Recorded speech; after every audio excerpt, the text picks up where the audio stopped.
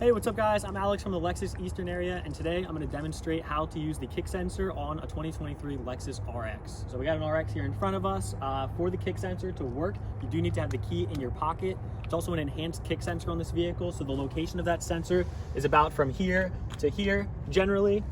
To use the kick sensor, essentially all you need to do is just wave your foot underneath the vehicle in a simple motion.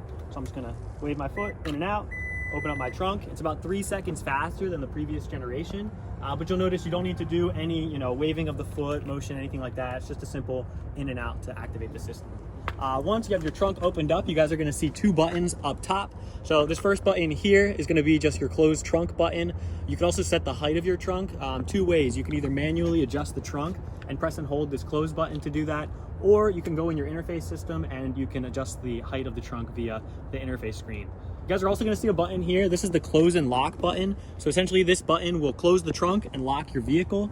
But what you'll notice is when you press it, nothing happens right away. So essentially the idea with this feature is that you have 90 seconds to collect anything you need out of the trunk and walk away. You hear the beeping, so it is indicated that the feature has been activated. But then again, once you walk away from the car, the trunk is going to close and the vehicle is going to lock.